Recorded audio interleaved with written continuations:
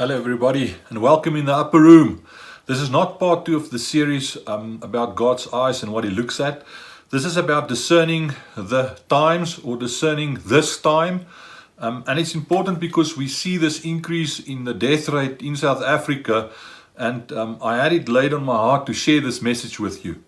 Now, we read in 1 Chronicles 12:32 that the sons of the tribe of Issachar, these guys could look at the times and they knew what to do. They understood what was happening. And we read in Hebrews 1 verse 2 that in these last days, we must understand that we're living in the last days, that God speaks to us by Jesus. Okay, now someone may look at me and say, hey mate, what does Jesus have got to say about this situation currently? What has Jesus got to say about this?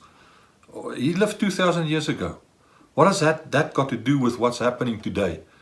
And I think there's actually a lot. He's got a lot to say about what's happening today. And I want to show you 3 things from the discernment of the times, or discerning the times, from a passage in Luke 12. It runs into Luke 13. Now, a lot of you, I've not heard this being taught because it sits in between or at the end of Luke 12 and it runs into Luke 13. Now, why they've cut the passage there, I don't know.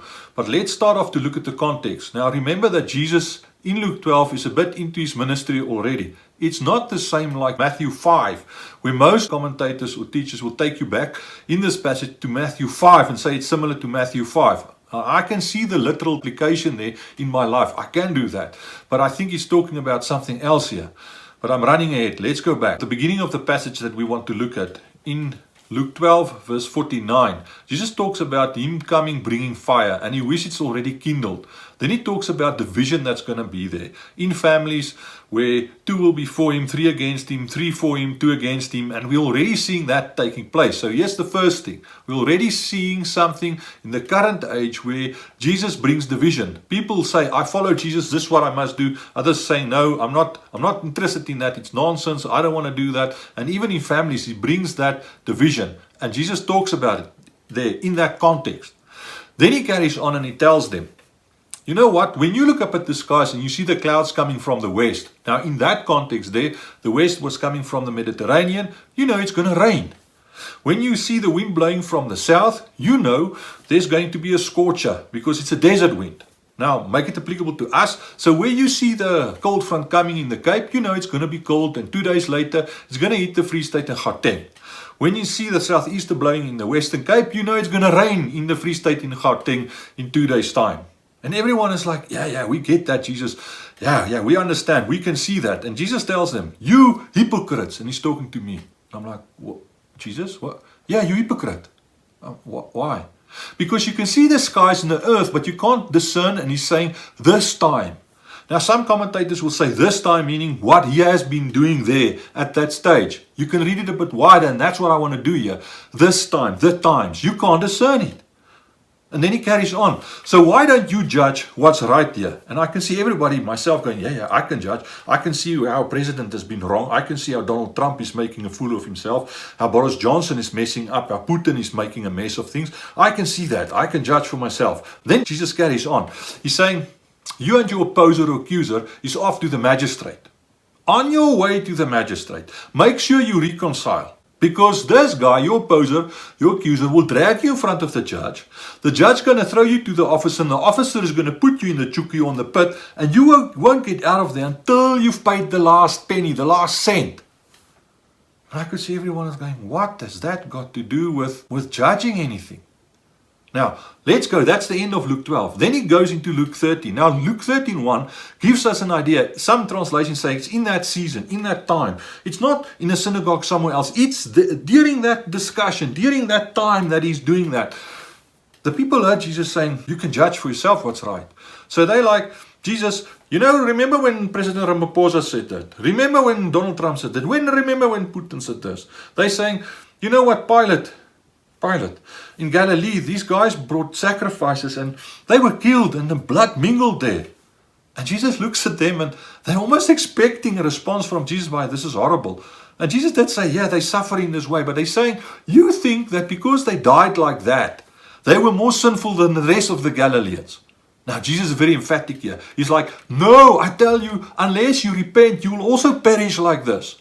And then he carries on. He's like, do you remember that tower in Siloam that fell over? The 18 killed in Jerusalem. You think that those 18 are more sinful than the rest. And Jesus is like, no, I tell you, unless you repent, you will also perish.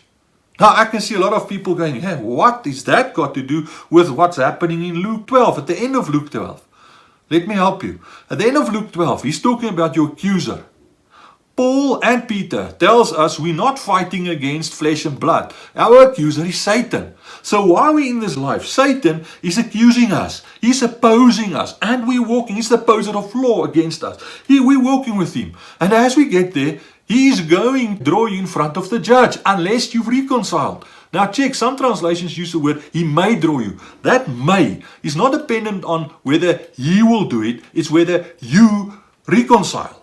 Otherwise, he will draw you in front of that judge. And you will be thrown by the officer into the pit. And you won't be able to get out because you can't pay it. Jesus paid that. That's the application for it. So there's a second discernment. You may die of an accident. The tower falling on you. You may die of murder. 58 murders a day in South Africa. You may die of a pandemic.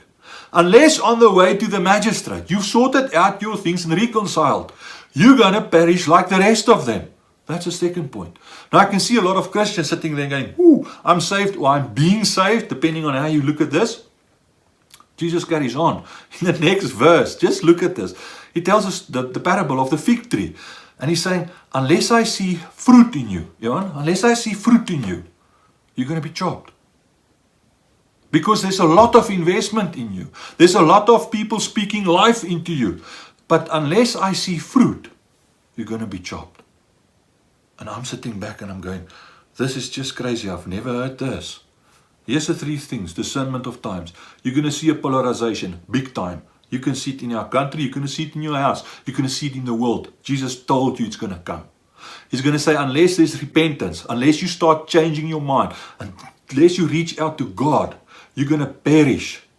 And in the third one, make sure that you bear fruit. Make sure that you bear fruit of righteousness. That's what he's calling us to do. And then in verse 10, you can see it's in a synagogue and it's another scene. It's another thing altogether. May his face shine upon you until we meet again.